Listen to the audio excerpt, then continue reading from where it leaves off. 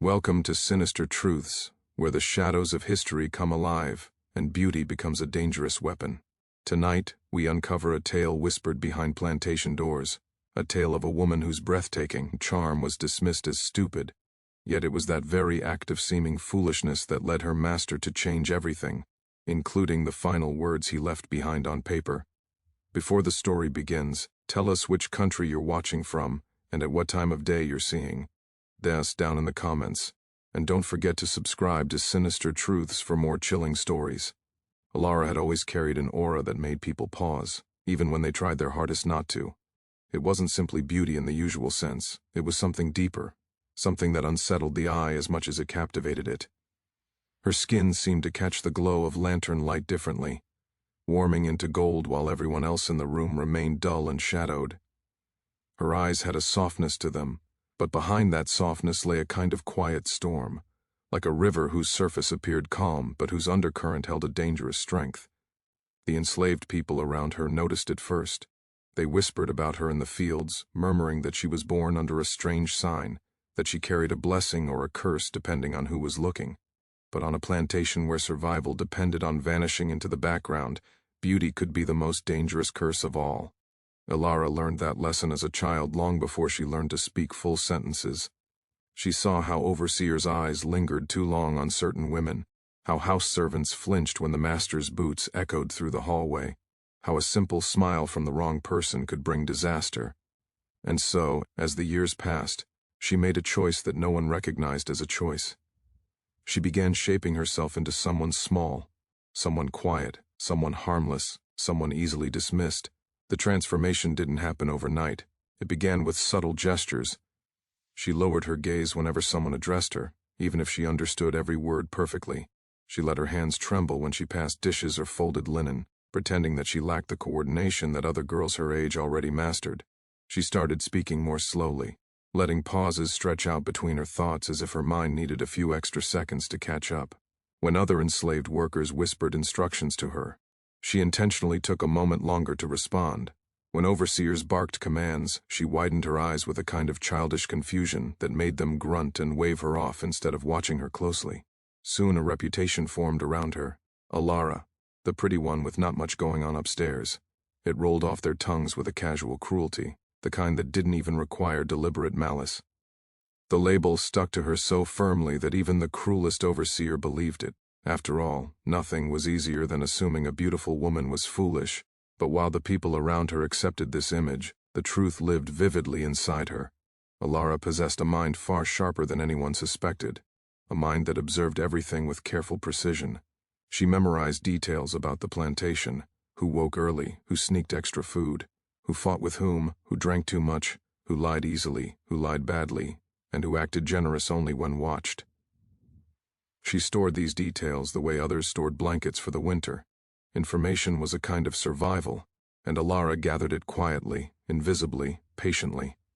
When she swept the floors of the big house, she listened to the hushed quarrels behind closed doors. When she poured wine for visiting guests, she absorbed their gossip about land disputes and debts. When the mistress scolded her in front of others, Alara didn't flinch. She simply blinked slowly, like someone who barely grasped the words. All the while she collected pieces of knowledge the way a sparrow collects twigs, preparing for a structure no one else could see being built. There were nights when she lay awake on her cot, staring at the ceiling and thinking about the lives of the people who controlled her fate. She found it ironic that the very same people who believed themselves superior spoke so freely around her, never imagining she could understand their calculations or the weight of their secrets. In their minds, she was a pretty ornament, a living decoration without thoughts. A girl whose purpose was to stand quietly and make rooms more visually pleasing. Sometimes their underestimation made her want to scream, to reveal her intelligence just to shock them. But she knew better. Outbursts were punished. Cleverness was punished. Beauty paired with intelligence was punished worst of all. So she swallowed her pride and perfected her performance. Her performance became so natural that even other enslaved people forgot it was an act. Some pitied her, some avoided her, believing that someone who lacked sense was a liability. But a few older women, the ones who had survived long enough to recognize masks, sensed the truth. They watched her with guarded eyes, sometimes giving her subtle nods as if silently saying, Be careful, girl. Keep wearing that mask and never let it slip. These women understood how the world worked, how power punished anything it did not expect or control. They never exposed her secret, and Alara respected them for it more deeply than she respected anyone else on that land. As she grew into adulthood, her quiet reputation became even more solid. Visitors who came to dine with the master often regarded her in the way people regard flowers, pleasant to look at, fragile, mindless. They praised her appearance openly in front of her as if she were an object, not a person who could understand every degrading word. Their wives eyed her with suspicion or jealousy, assuming that any pretty enslaved woman must be a threat. Alara responded to all of them the same way, with a soft, empty smile that neither confirmed nor denied anything. She allowed the assumptions to build a wall around her, even if that wall was constructed from misunderstanding and contempt. Behind that wall she thought freely, safely, invisibly. There was a strange kind of power in being underestimated. She discovered it slowly, almost accidentally. One afternoon, while serving tea to a group of plantation wives, she overheard them discussing a land dispute involving the master. Their conversation was laced with gossip about his debts, his quarrels with distant cousins, and his fear that someone in the family wanted to take control of his estate. Alara stored every word carefully, hiding her sharp attention behind her usual vacant expression. Later that week, she noticed the master pacing near the veranda, muttering angrily about forged signatures and stolen documents. She wasn't sure what it meant yet, but she knew these rumors, these mutters, these whispered conversations were threads of a larger pattern forming around her. Patterns were important. They revealed weaknesses. Beauty made her visible. Stupidity made her invisible. And invisibility, real invisibility, was the greatest advantage of all. It allowed her to walk through rooms without suspicion. It allowed her to listen as men boasted after too many drinks. It allowed her to witness glances exchanged between relatives who claimed loyalty but hid their greed poorly. And most importantly, it allowed her to gather information no one imagined she had access to. She became like a shadow, present, unnoticed, always listening. Still, there were moments when her act almost slipped. There were nights when she overheard something so shocking she had to bite her tongue to stop herself from reacting. There were mornings when exhaustion made her speech too clear, too sharp, and she had to deliberately slow her words again. The mask grew heavy sometimes. Pretending to be less than she was felt like shrinking her soul, compressing herself into a box too small to hold her. But she carried that burden because the alternative was worse. Outward intelligence meant attention. Attention meant danger. Danger meant punishment or worse. She learned to breathe through it. She learned to treat the performance as armor rather than a cage. And as she grew older, something else awakened inside her. An understanding that her intelligence, hidden though it was, had the power to shape her destiny. She didn't know exactly how, or when, or what form that destiny would take, but she sensed that her life was moving towards something. Something that would make her mask necessary. Something that would require every lie she had told with her eyes and her smile. Something larger than survival. Something that would force the people who belittled her to discover the truth the hard way. Alara did not believe in luck. She believed in patterns, in observation, in understanding human nature. She believed in staying silent until silence became her greatest weapon. She believed in storing every secret she heard the way others stored food. And she believed, deep in her bones, that the world underestimates women like her at its own peril. Joseph Whitlock was the kind of man who never entered a room quietly, even when he wasn't trying to make an entrance. His presence moved through the air like a storm front, charged, unpredictable, heavy with the kind of arrogance that only wealth and unchecked power could produce. He had inherited his land, his slaves, his influence, and even his entitled temperament from generations before him, each ancestor passing down cruelty like a family heirloom polished and kept in good order. The people on the plantation walked differently when he was near, shoulders tightening, voices dropping, steps becoming careful. Even the house servants, who saw him daily, felt a chill every time he turned his head sharply, because no one ever knew when he might lash out simply because something in his day displeased him. And Joseph Whitlock was displeased often, his wealth draped over him like an expensive cloak, fine waistcoats, imported boots, heavy rings on his fingers. He liked to stand at the top of the staircase in the main house, gazing down at the people who moved below him, as though he were a king surveying a kingdom built on his brilliance rather than on stolen labor. He kept mirrors around the house, polished so clean that he could glance into them at any moment to admire himself or adjust his coat. Vanity was not a flaw he hid, it was a trait he nurtured daily. He wanted to be feared and admired simultaneously, a combination he believed was his birthright.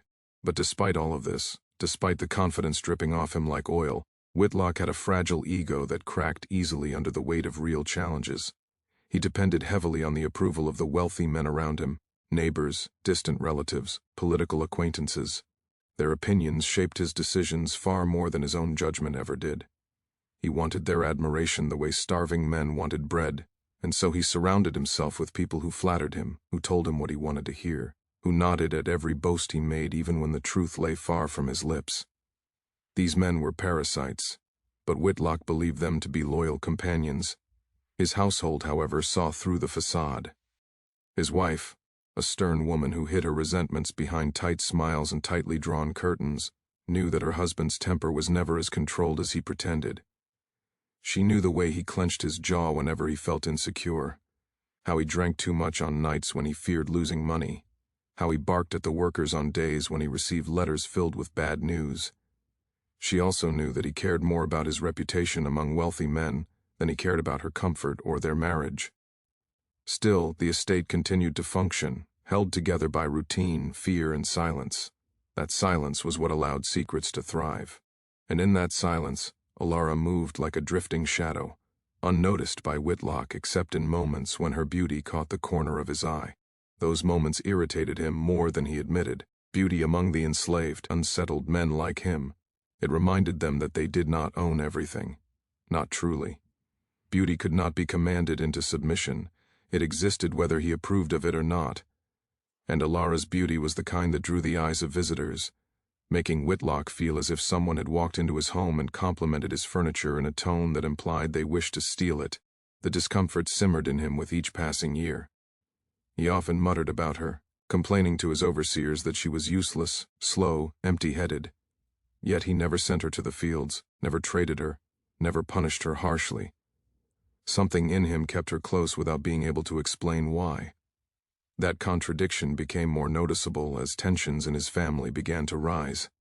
Whitlock had many relatives, none of whom cared for him as much as they cared for his wealth. His cousins, nieces, and distant uncles floated around him like vultures circling a man who was still alive but already smelled of inheritance. They visited often, pretending affection while eyeing the silverware, the paintings, the landmarkers outside. Whitlock sensed their greed, but he told himself he had control over all of them. After all, he was the master, the owner, the head of the Whitlock line. Or so he wanted to believe. One evening, during a particularly gloomy storm that turned the sky into a bruised sheet of purple, Whitlock hosted a gathering of men whose names carried weight in the region: landowners, politicians, ambitious cousins who pretended not to be ambitious. They arrived in thick coats, dripping rainwater on his floors, shaking their hats dry as servants rushed to take them. Whitlock welcomed them with exaggerated warmth, eager to display his hospitality, his wealth, his carefully cultivated authority. Alara had been ordered to serve drinks during this gathering. Her presence was functional, decorative, and most importantly to Whitlock, silent. She moved softly across the wooden floors, balancing trays loaded with crystal glasses, her gaze low, her posture demure. None of the men paid her any real attention. Their eyes glanced over her beauty, registering it without respect, without value beyond a passing thought. Their words flowed freely as they drank more than they should have, their voices rising with each emptied cup. Whitlock basked in their attention, exaggerating stories about his hunting skills and the profits of his land. The men humored him, nodding, laughing at the right moments, encouraging his ego to stretch wider. But as the night grew darker and the storm battered the windows more fiercely, their conversations loosened into territories they would never explore sober. Politics shifted into family gossip, business slipped into complaints, boasts turned into careless admissions, and that was when Alara heard it. She had just bent down to collect an empty glass when she heard Whitlock's cousin, Samuel Whitlock, a man with too red a face and too loose a tongue, laughing loudly as he recounted a conversation none of the guests had asked to hear. "We won't have to wait much longer," Samuel said, nearly choking on his drink. "Joseph's heart has been giving him trouble for years. And once he's gone, well, the estate will finally fall into the hands of those who know how to manage it properly. The other men chuckled, not realizing the weight of what he had said. Or perhaps they did and simply didn't care. "The will's already done," Samuel added with a smug grin. "All we're doing now is waiting for the old man to stop breathing." Whitlock was too far away to hear this particular exchange, but Alara heard it perfectly. She kept her face empty, eyes on the floor, breath steady. She didn't allow even a flicker of recognition to reveal itself. She knew better than to react. Reactions made people suspicious. Suspicion made people dangerous. But inside her chest, something tightened. Samuel's tone was too confident, too certain, too rehearsed. Men who merely fantasized about inheritance did so in whispers. Men who expected inheritance spoke the way Samuel did, with arrogance and assurance, and his words implied something much darker. Something Alara could see clearly because she had already watched patterns forming across the household for months. She had heard Whitlock pacing late at night, muttering about missing documents, debts, cousins who demanded too much. She had noticed Samuel visiting more frequently than before, offering help where it wasn't needed, spending extra time near the master's study. She had seen the mistress avoiding Samuel with a level of discomfort that suggested she had once heard something she wished she hadn't. These fragments formed a frightening image. Alara knew that a forged signature might change the direction of property. She knew that a single legal document could transfer land from one man to another instantly. She knew that wealthy families sometimes killed each other quietly under the guise of accidents. And she knew that Whitlock, for all his cruelty, was too blind to see the danger sitting directly at his table, drinking his wine, joking about his death. She carried this knowledge silently as she served the rest of the night, her body moving with its usual grace, her mind humming with urgency. The storm outside had grown violent, the thunder shaking the window panes as though the sky itself were warning her to act quickly. When the last guest stumbled out into the rain and the house fell quiet, Alara cleaned the hall in the dim flicker of a lantern, replaying every detail in her mind, analyzing each tone, each expression. Samuel's drunken pride had given her the final piece she needed, but she could not simply walk up to Whitlock and tell him. He would never believe her. Worse, he might punish her for implying that his own family could betray him. Men like him hated being warned by people they deemed inferior, but she had to warn him somehow, indirectly, strategically. It was a delicate balance, saving a cruel man's life without revealing intelligence that would threaten her own. Alara went to sleep that night with the storm still raging, knowing that the mask she had worn her entire life was about to become the most powerful tool she possessed. Alara felt the weight of her choices pressing on her chest as the consequences of her daring act unfolded in ways she could never have predicted. She moved through the estate with a careful grace, pretending to remain the obedient figure everyone expected, yet inside her thoughts ran wild with fear and determination. Every whispered conversation she overheard, every suspicious glance that lingered too long, and every sudden silence when she approached, told her that the delicate balance she had created was beginning to crack. The estate had always been a place of tension, but now something new stirred, an uneasiness that followed Alara everywhere she went. She felt it in the tightness of the air, in the hurried footsteps of the servants, and in the nervous way people glanced toward Samuel's study. Her secret began as a small flicker of defiance, a clever maneuver to protect herself, but that flicker had grown into a flame she could no longer control. Samuel, on the other hand, watched Alara with an intensity that unsettled even those closest to him. His moods fluctuated wildly. At times he appeared almost gentle, softening when she entered the room, and at other times his jaw tightened as though he were battling a rage he could not show openly. He spent long hours in his study, pacing relentlessly, scribbling and tearing pages, drinking more than he usually allowed himself. Servants whispered that he was becoming unhinged, that Alara had pushed him into a state of confusion he could not escape. She knew nothing of his late-night rants, the way he muttered her name under his breath, or the way he stared at the papers on his desk as though they held the answers to questions he could not bring himself to ask her. Alara gradually realized that Samuel's obsession with control extended far deeper than she had understood. He spoke to her more frequently, sometimes with a softness that made the other servants wary, and at times with a coldness that reminded her how fragile her situation truly was. She never allowed herself to relax, even when his tone grew deceptively warm.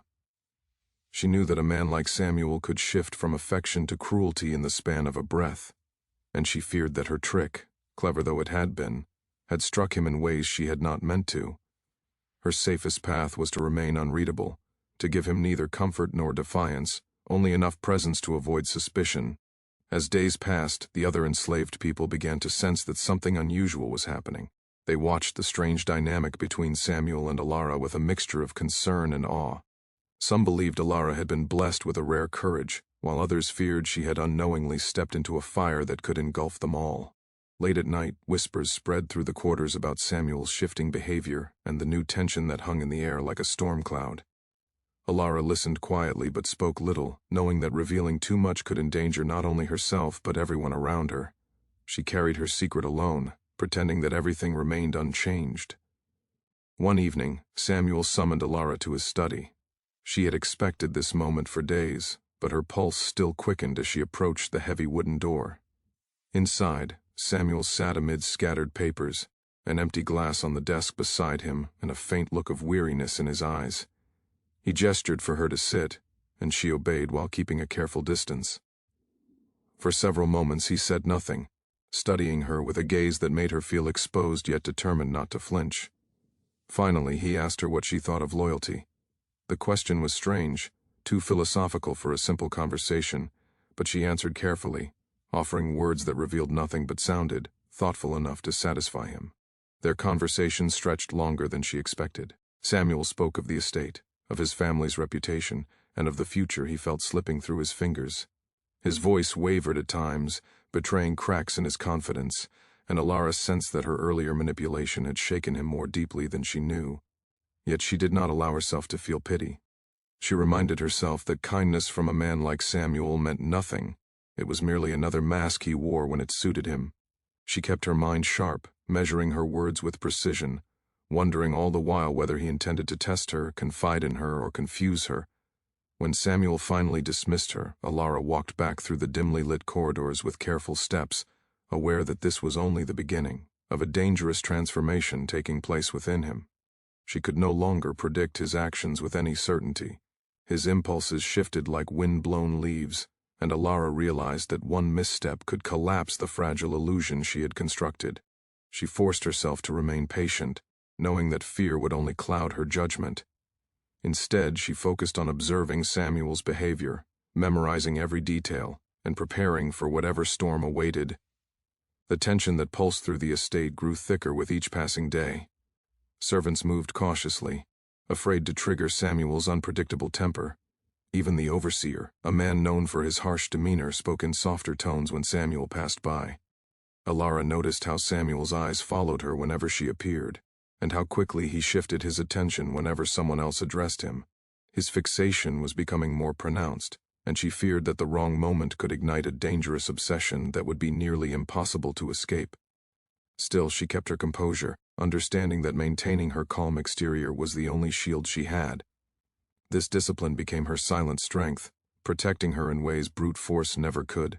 Alara spent her nights replaying every conversation, analyzing every facial expression, and imagining every future scenario. She knew that she had unintentionally become a focal point of Samuel's inner turmoil, and she needed to use that position wisely. She could not fully trust anyone, not even those who cared for her, because trust in such a place was a luxury that often ended in betrayal. Instead, she placed all her faith in her own intuition and intelligence. She reminded herself that survival required constant vigilance, and she trained her mind to remain one step ahead at all times. She began to adopt a new strategy, silence mixed with strategic vulnerability.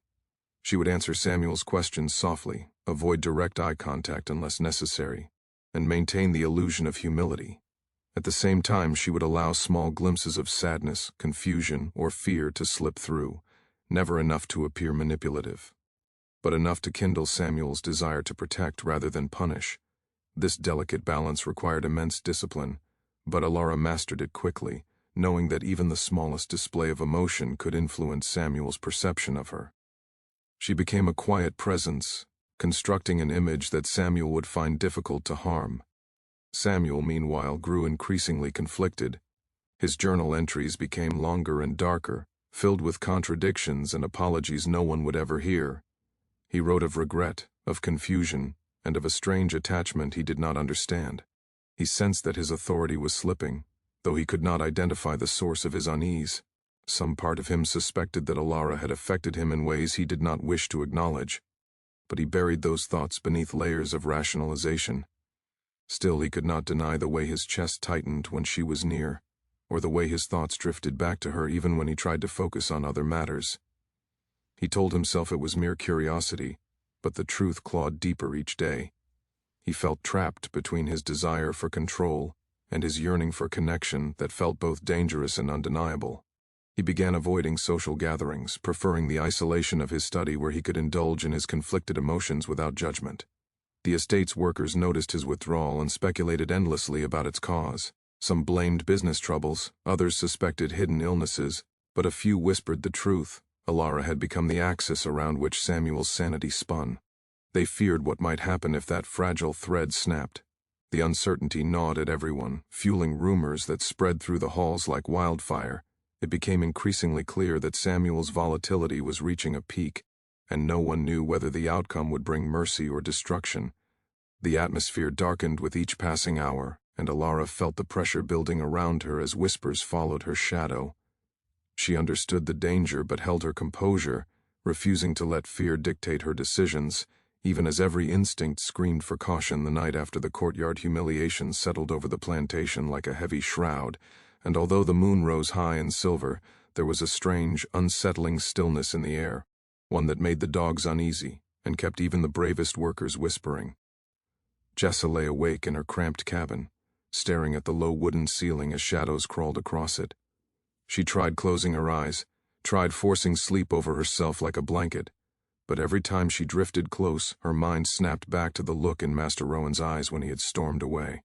It wasn't anger. No, she had seen his rage countless times, enough to know the difference. This was something deeper, something she had never expected from him, fear, and the fact that she had become the source of that fear made her pulse drum in her ears. She wondered what would come next, because nothing on a plantation ever changed without a price.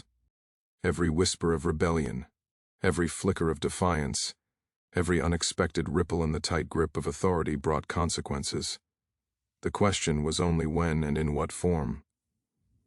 In the surrounding cabins, others were awake too, though no one dared to step outside. Superstition clung to the night like humidity.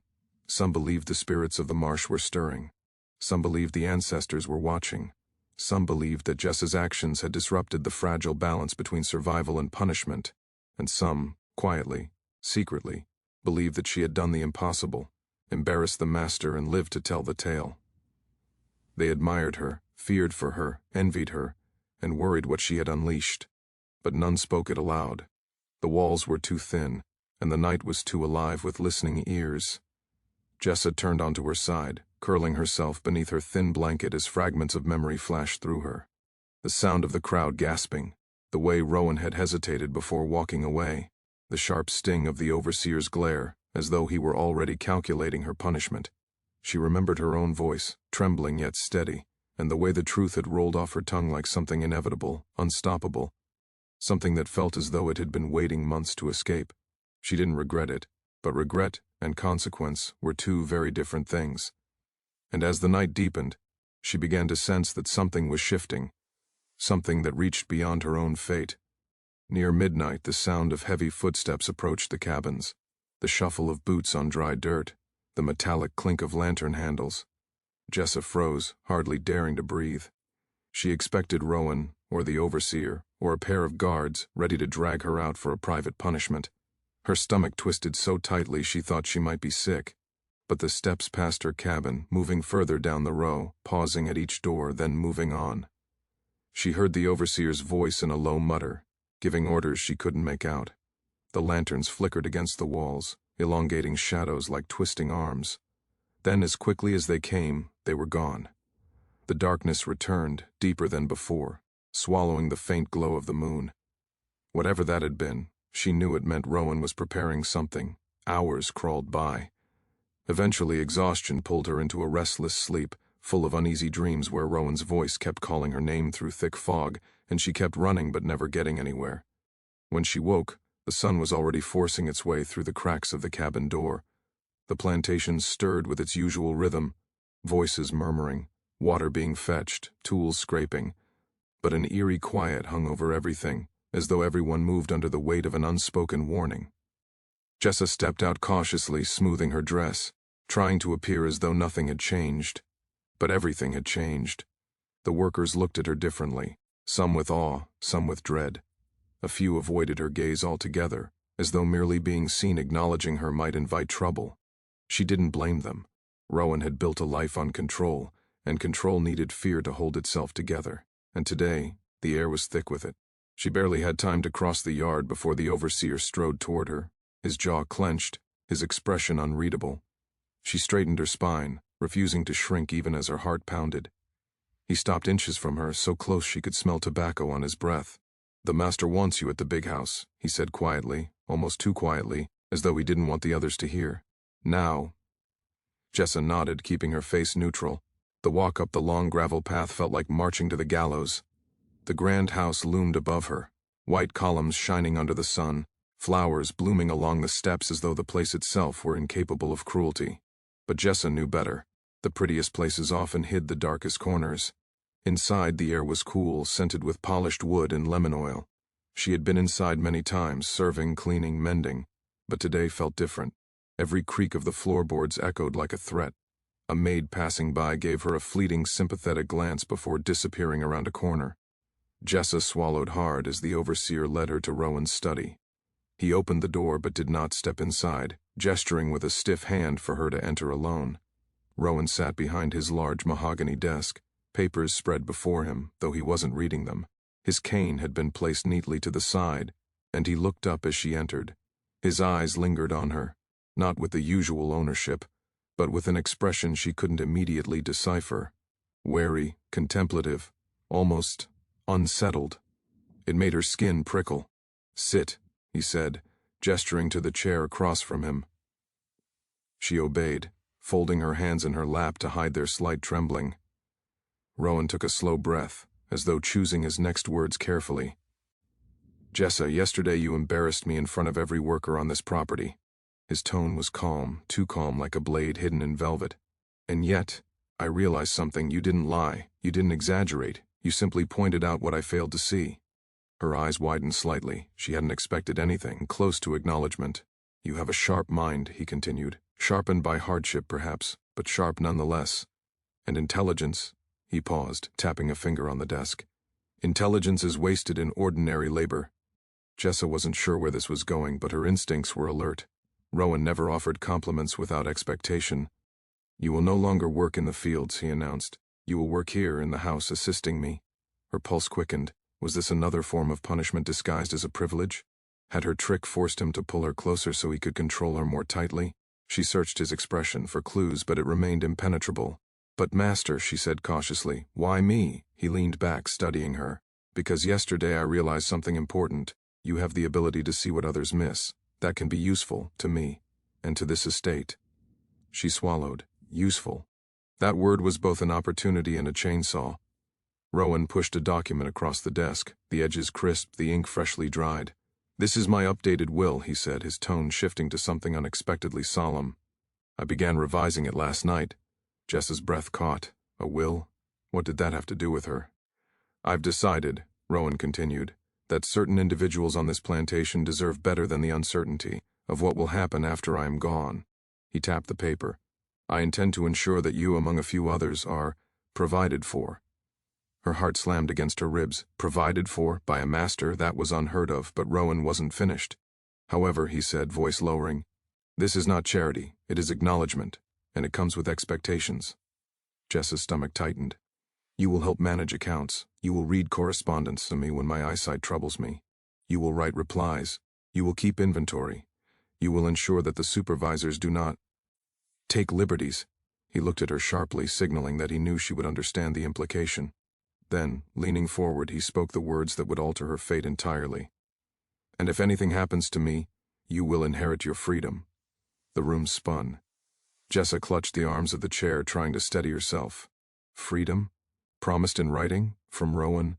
She wondered if this was another test, a trap, a cruel joke meant to break her spirit. But the document before her looked real enough. The seal, the signature, the careful language. Rowan watched her reaction closely, almost anxiously. "I know this is unexpected," he said, softer now, but yesterday forced me to confront things I had ignored. I am not immortal. My decisions, good or bad, will outlive me, and I would rather shape what happens than leave it to chance. And the truth, spoken when I need to hear it, not when it will humiliate me publicly. That trick you pulled yesterday, it showed me your potential, but it also showed me you can be dangerous. I would rather have someone with your mind working beside me than against me. Jessa remained silent, absorbing every word. She sensed that Rowan was not acting out of kindness but out of strategy. Her display had threatened the delicate balance of his authority. Bringing her into the house, giving her a role, offering her future freedom. These were tools to keep her close, to keep her predictable. But gaining proximity also meant gaining access, and access meant opportunity. She met Rowan's gaze fully, realizing that the power dynamic had shifted, even if only by a fraction. And in that moment, she made a silent promise to herself. Whatever came next, she would survive it. She would learn, she would watch, she would rise. And maybe, just maybe, she would someday turn this opportunity into something far greater than Rowan ever intended. He rose from his chair, signaling that the meeting was over. "Your new duties begin tomorrow," he said. "You may go." Jessa stood, legs trembling but chin high. As she exited the study, the weight of the moment settled over her like a cloak she wasn't sure she was ready to wear. But deep inside, beneath the fear and uncertainty, something else stirred, something fierce, determined, unbreakable. Freedom had been dangled before her, and now she would do everything in her power to claim it. The morning Jessa stepped into her new role, the plantation felt almost unfamiliar, as though every building and tree had shifted places overnight while she slept. Nothing looked different to the eye, yet the air carried a tension that pressed against her chest. Workers glanced at her from a distance, their expressions a mixture of curiosity and fear, unsure whether her new position meant she had risen above them, or placed herself in a danger none of them could fathom. Even the overseer, who usually strutted across the property like a hound guarding its territory, kept a watchful eye on her as though she were a flame that might leap out of its lantern and burn the entire world down. Jessa tried to steady her breathing, reminding herself that she had wanted change, had craved something other than the endless repetition of toil and suffering. Still, the weight of this new path felt heavier than she had expected, as though she were walking on a tightrope stretched above a pit where a single misstep would send her crashing into ruin. Inside the big house, the air was colder than usual. Servants hurried through the hallways, their voices hushed. A few offered her quick nods, but most avoided her gaze entirely, uncertain whether she had become someone to fear or someone to pity. Jessa felt their confusion like a cloak clinging to her skin. She followed the instructions Rowan had given. Go to the study, wait for him, and begin copying the accounts ledger. She had never been invited to sit behind a master's desk, nor had she ever been allowed to touch the documents that governed the plantation's finances, crop outputs, supply orders, and correspondence. But she had listened well over the years, absorbing everything she could from the conversations she overheard. She had learned to read not because she'd been taught, but because scraps of paper, forgotten books, and a sharp mind had allowed her to piece the puzzle together. Knowledge had been her weapon long before Rowan realized she had one. She opened the ledger and traced the lines with her fingers, noticing inconsistencies almost immediately. Purchases that cost more than they should, missing quantities of provisions, orders placed twice within the same month. On instinct alone, she knew that these discrepancies were not errors. They were theft.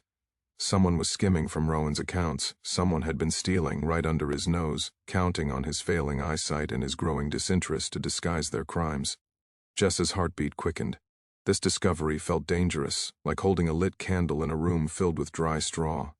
She could expose it, earning Rowan's trust and deepening her influence. Or she could keep it hidden, using the knowledge as leverage. But leverage was a risk. Exposing it was a risk. Every choice was a blade. As she scanned further, she noticed something else. Entries dated back months, long before Rowan's sudden shift in behavior, suggesting that the theft wasn't recent. Whoever had been doing this had grown confident, maybe even bold. Jessa's breath came uneven as she wondered who might be behind it. The overseer? One of the supervisors? Perhaps even one of the servants within the house. Before she could think further, the door creaked open, and Rowan stepped inside. He walked more slowly than usual, leaning slightly on his cane, his face drawn with the fatigue of someone who had slept little. but despite the shadows under his eyes, he carried an air of authority that filled the room. He glanced at the ledger open before her, his gaze lingering on her hands, as though assessing whether she was capable of handling the responsibility he had placed upon her. "I see you've begun," he said quietly. Jessa nodded. "Yes, master." Rowan moved behind her, looking over her shoulder. "Do you understand what you're reading?" "Yes," she answered carefully. "Do you see anything concerning?" he asked, and Jessa froze, unsure whether this was a test. The silence stretched between them like a rope pulled tight. She could lie, pretending she saw nothing. She could tell the truth and risk being blamed. She could choose silence and let him interpret it as ignorance. She chose the truth. "There are numbers that don't match," she said softly. "Purchases made twice, items missing, costs increased where they should not have increased." Rowan stiffened. "Show me." She pointed to the entries, explaining the irregularities with calm precision. Rowan studied them closely, his brow furrowing deeper with each line. When she finished, he let out a slow, heavy exhale. "I suspected something was wrong," he murmured. "But my eyesight, and the incompetence of the men I rely on." He trailed off, unable or unwilling to finish the thought. Jessa didn't speak, waiting for him to continue. Finally, he straightened, tension coiling in his shoulders. "You will keep a separate record," he instructed. "Hidden, for my eyes only. No one else is to know about it." Jessa nodded again, but a chill ran down her spine. A secret like this was not just a responsibility. It was a danger wrapped in paper and ink. If anyone discovered that she was involved in investigating them, the consequences would be ruthless. Rowan must have sensed her fear because his voice softened. "You will be protected," he said, "as long as you do what I ask." She hoped that was true, but hope was a fragile thing, especially in a world built on cruelty. Hours passed as she worked, copying numbers, cross-checking totals, and recording patterns. Rowan came and went, sometimes dictating letters, sometimes pacing the room distractedly, sometimes staring out the window as though contemplating something too heavy to speak aloud. Jessa had never seen him like this, uncertain, unsettled, almost haunted. It made her uncomfortable, because a master who lost control of himself often seized control of others. But Rowan did not lash out. If anything, he seemed to rely on her presence, asking her thoughts, letting her opinions shape his decisions. It was unnerving, dangerous, yet empowering at the same time. By late afternoon, Rowan dismissed her, telling her to return early the next morning. She left the house with the ledger locked inside a drawer, and a new, more volatile sense of responsibility weighing on her. As she stepped outside, she saw the overseer watching her with narrow eyes, hands folded behind his back. He didn't approach, but his gaze followed her like a shadow, promising trouble. Jessa hurried toward the cabins, her footsteps quickening. When she reached her door, she ducked inside and let the exhaustion crash over her. But sleep did not come easily that night. Every time she closed her eyes, she saw numbers swirling like tangled spiderwebs, Rowan's unsettled expression, and the overseer's suspicious stare. She couldn't shake the feeling that everything was happening too quickly, that the fragile balance the plantation had always clung to was beginning to crack. Within the following week, the tension worsened. Rowan became increasingly impatient with his supervisors, questioning their reports, sending them away with ice-cold glares. The overseer's temper grew shorter, and he began singling out workers for minor infractions, punishing them harshly, as though asserting dominance in the face of losing control. Rumors spread among the cabins, quiet, fearful whispers claiming Rowan had changed his will, claiming Jessa had something to do with it, claiming the overseer was planning something, claiming the estate was on the verge of collapsing into chaos. Jessa kept her head down, doing exactly as Rowan instructed. She copied letters, recorded accounts, and kept the secret ledger tucked away in a compartment only she and Rowan knew about.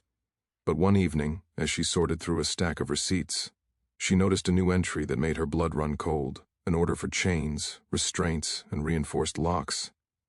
The date was recent, too recent, and Rowan had not mentioned any such purchases to her. Her breath hitched. Had he changed his mind about her? Was he planning to tighten control over the workers, or over her? She felt a surge of panic before reminding herself that the discrepancies suggested someone else was behind the unauthorized purchases. Someone with access, someone willing to escalate, the overseer. It had to be him. She waited until Rowan returned to the study and showed him the entry. His reaction was immediate and explosive. "I did not authorize this," he snapped, slamming his cane against the floor. He thinks he can make decisions without my approval? Jessa stepped back instinctively, startled by the intensity of his anger. Rowan paced the room, his cane tapping violently. He's preparing for a rebellion, Rowan muttered. Or he thinks one is coming. If the workers are afraid, he tightens the leash. If they show signs of hope. He stopped, turning sharply to her. He sees you as the source of that hope. Jessa's stomach twisted, Rowan's voice lowered. You must be careful, he is dangerous, and he will not accept losing authority. That night, fear coiled inside her like a living thing. She returned to her cabin, sitting by the small window, watching the overseer's silhouette move across the yard like a prowling beast. She realized then that this was no longer about numbers or secrets or wills. It was about survival, and survival meant choosing a side. But whose side? Rowan offered opportunity, protection, and the promise of future freedom.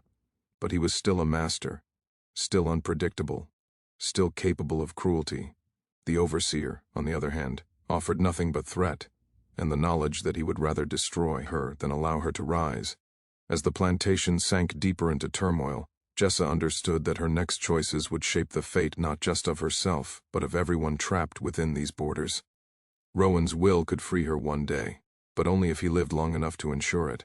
And the overseer's growing resentment hinted at a storm brewing, one that could swallow the entire estate. Jessa sat on the edge of her bed, gripping the blanket tightly. She had survived cruelty, labor, punishment, and fear. But what lay ahead was different, more dangerous, more unpredictable, more treacherous than anything she had faced. For the first time she realized that her stupid trick, as Rowan had called it, had not just changed her path. It had set the entire plantation on a collision course, and she, whether she had wanted it or not, had become the spark,